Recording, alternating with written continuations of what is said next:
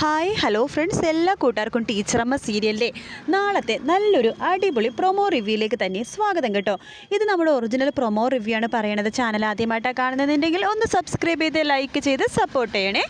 അങ്ങനെ രേണുവും മഹേഷും കൂടി പുതിയ വീടിൻ്റെ പാല് കാച്ചലിന് രേണുവിൻ്റെ വീട്ടിൽ ആദ്യം വിളിക്കുന്നുണ്ട്.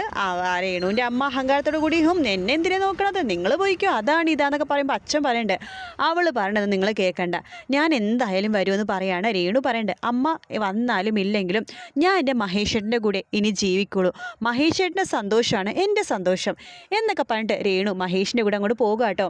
അതിനുശേഷം നമ്മുടെ ടീച്ചറമ്മ ചോദിക്കേണ്ടത് നമ്മുടെ സാറിന് മാഷിനെ വിളിക്കുന്നില്ലേന്ന്. അപ്പോൾ മഹേഷിന് അത് വലിയ താല്പര്യമില്ല കേട്ടോ.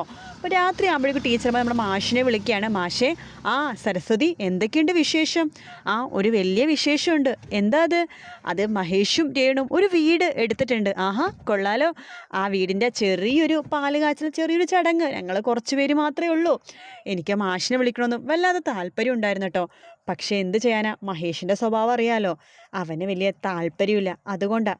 അതൊന്നും സാരമില്ലടോ, എൻ്റെ എല്ലാ പ്രാർത്ഥനയും അനുഗ്രഹം ഉണ്ടാവും, അവരിനി നന്നായിട്ട് ജീവിച്ചു തുടങ്ങും. ഇത് അവർക്ക് വെച്ചടി കയറ്റുമായിരിക്കും. എനിക്ക് അങ്ങനെ തന്നെയാണ് മാഷയെ തോന്നുന്നത്. പിന്നെ സരസ്വതി, ഇതിനുള്ള നല്ലൊരു ചിലവ് സരസ്വതി ചെയ്യണം കേട്ടോ. തീർച്ചയായിട്ടും ഞാൻ മാഷിന് ഇഷ്ടപ്പെട്ട പായസം ഉണ്ടാക്കിക്കൊണ്ട് വരുന്നുണ്ട് എന്ന് പറയാണ്. മാഷിന് ഭയങ്കര സന്തോഷമാവാട്ടോ. അതിനുശേഷം പോറ്റിയമ്മാവനാണ് കാണിക്കണത്. പോറ്റിയമ്മാവൻ സന്തോഷിനോട് പറയുന്നുണ്ട്, എടാ, നീ എന്നേരം വായിച്ചുകൊണ്ടിരിക്കേണ്ട ആ ബുക്ക് മടക്കി വെക്കടാ എന്ന് പറയണം. എനിക്ക് വീണ വാങ്ങിച്ചിരുന്ന ബുക്കുകളാണ്. അങ്ങനെ പറ. നശൂലം പിടിച്ച പെണ്ണ് ഇപ്പോഴും നിന്നെ കോണ്ടാക്റ്റ് ഒക്കെ ഉണ്ടോ? പോറ്റിയമ്മാവ, ഇനി വീണനെക്കുറിച്ച് അപവാദം പറഞ്ഞാലുണ്ടല്ലോ, നിങ്ങൾ പറഞ്ഞത് കേട്ടാ വീണനെ എനിക്ക് നഷ്ടമായത്. അത് കേട്ടുകൊണ്ട് മണി അങ്ങോട്ടേക്ക് വരുന്നുണ്ട്. അത് നീ പറഞ്ഞ ശരിയാടാ. സത്യം പറഞ്ഞ വീണ നല്ലൊരു മരുമകളായിരുന്നു. എന്ത് കുറവ് അവൾക്ക് ഉണ്ടായിരുന്നത്? ഈ പോറ്റിയുടെ വർത്താനം കേട്ടാ ഞാനും തെറ്റിദ്ധരിച്ചത്. അവസാനം അവൾ കൈവിട്ടു പോകേണ്ട അവസ്ഥ വന്നു. സത്യം പറഞ്ഞാൽ ഇപ്പം ആലോചിക്കുന്നുണ്ട്, അവൾ ഇവിടെ ഉണ്ടായിരുന്നെങ്കിലോ എന്ന്. അപ്പോൾ നമ്മുടെ സന്തോഷം വേണ്ട അമ്മ, അങ്ങനെയൊന്നും വിചാരിക്കേണ്ട. വീണക്ക് നല്ലൊരു ജീവിതമുണ്ട്, അവൾ ആ ജീവിതം സന്തോഷത്തോടെ ജീവിക്കട്ടെ. പോറ്റിയമ്മാവും പറയണ്ട, ആ വൃത്തികെട്ട പെണ്ണിനെ ഇനി കൊണ്ടുവരേണ്ടത് കുറവേ ഉള്ളൂ ഈ കുടുംബത്തിൽ. ഞാൻ പറഞ്ഞ പോലെ മറ്റേ ആലോചന നമുക്ക് നോക്കാന്നേ.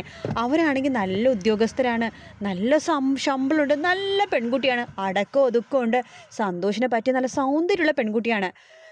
അണ്ണ എന്ന് വിളിച്ച നാവ് കൊണ്ട് വേറൊന്നും വിളിപ്പിക്കരുത്. സന്തോഷിൻ്റെ മനസ്സിൽ എപ്പോഴും വീണ മാത്രമേ ഉള്ളൂ.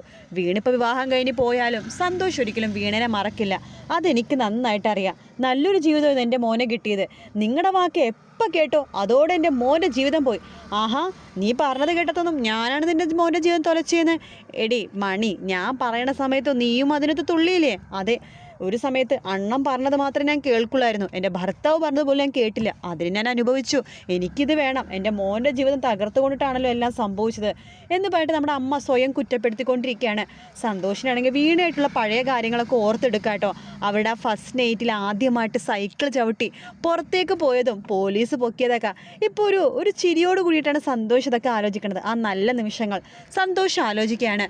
വീണയും അതേ സമയത്ത് അത് തന്നെയാണ് ആലോചിക്കുന്നത്, സന്തോഷമായിട്ടുള്ള നല്ല നിമിഷങ്ങളും. സന്തോഷിനെ മിസ് ചെയ്യുന്നുണ്ട്. പക്ഷെ എന്തു പറയാൻ പറ്റും, സന്തോഷിൻ്റെ കാര്യം പറഞ്ഞാൽ നമ്മുടെ ടീച്ചറമ്മ സമ്മതിക്കില്ല, ആരും സമ്മതിക്കില്ല.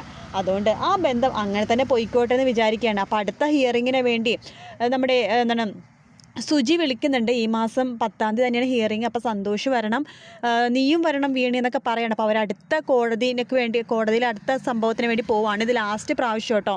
അപ്പോൾ ഈ പ്രാവശ്യം പോയി രണ്ട് വഴിക്കാവും. പക്ഷേ എനിക്ക് തോന്നുന്ന വീണ സന്തോഷിനെ വിട്ട് പോവില്ല എന്നാണ് തോന്നുന്നത്. നിങ്ങൾക്ക് എന്താ തോന്നുന്നത്? താഴെ ഒന്ന് കമൻറ്റ് ചെയ്യാൻ മറക്കല്ലേ. വീഡിയോ ഇഷ്ടപ്പെട്ടാൽ ലൈക്ക് ചെയ്യുക, സബ്സ്ക്രൈബ് ചെയ്യുക, കമൻറ്റ് ചെയ്യുക. മറ്റൊരു വീഡിയോ ആയിട്ട് കാണാൻ. Take care, by.